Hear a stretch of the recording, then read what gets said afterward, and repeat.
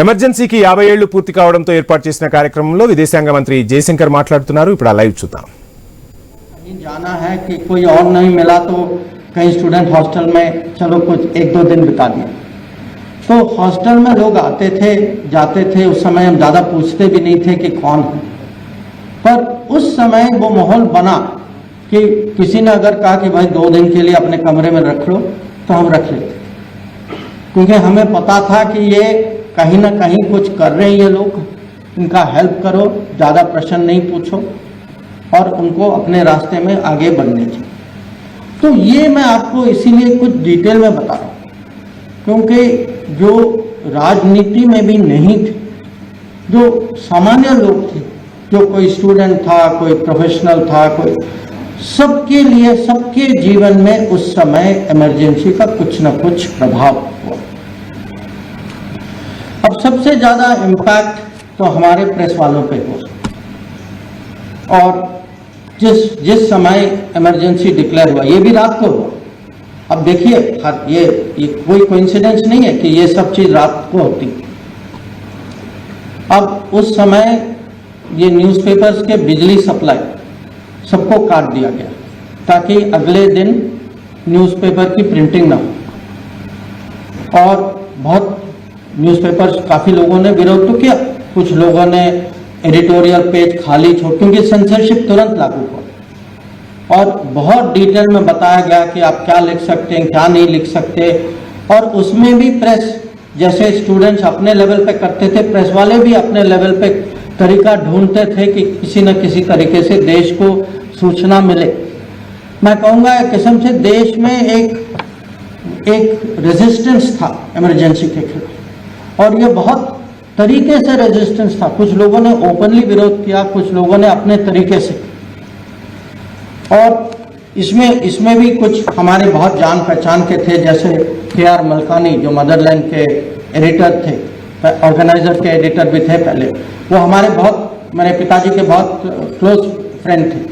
तो वो प्रेस वालों में से he was one of the first people to be arrested. और जो फॉरेन जर्नलिस्ट जो हैं, कोई भी इमरजेंसी के खिलाफ कुछ टिप्पणी करता था तो उनका वीज़ा कैंसिल हो जाता था, उनको बाहर ले जाते थे, बाहर फेंक देते थे।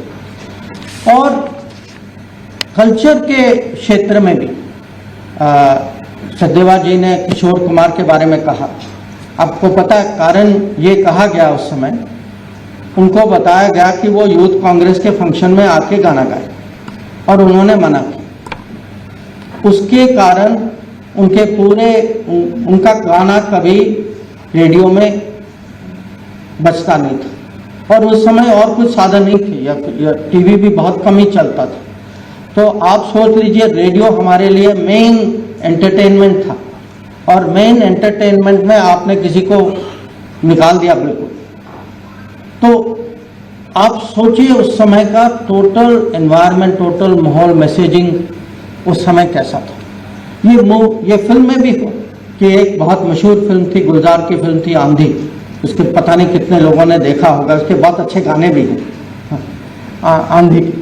पर आंधी में भी सेंसर को लगा कि भाई ये कहीं इंदिरा गांधी के बारे में कुछ कमेंट कर रहे हैं, चलो इसको रोक दो।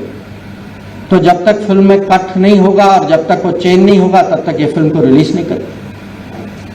तो ये था इमरजेंसी। अब संविधान की बात करें, वो 2 साल में 5 कॉन्स्टिट्यूशनल अमेंडमेंट और 48 ऑर्डिनेंसेस पास किए गए। सोच लीजिए 2 साल में 48 ऑर्डिनेंस, 5 कॉन्स्टिट्यूशनल। और इसमें 3 जो अमेंडमेंट जो थे ये बहुत महत्वपूर्ण थे। एक तो था 38th अमेंडमेंट कि डिक्लेरेशन ऑफ इमरजेंसी, आप इस पे आप कोर्ट नहीं जा सकते। 39th अमेंडमेंट था कि प्राइम मिनिस्टर के चुनाव पे आप कोर्ट नहीं जा सकते। और 42nd था कि जो फंडामेंटल राइट्स जो है इसको आप डाइल्यूट करेंगे और कोर्ट्स की पावर जो है इसको आप कम करेंगे।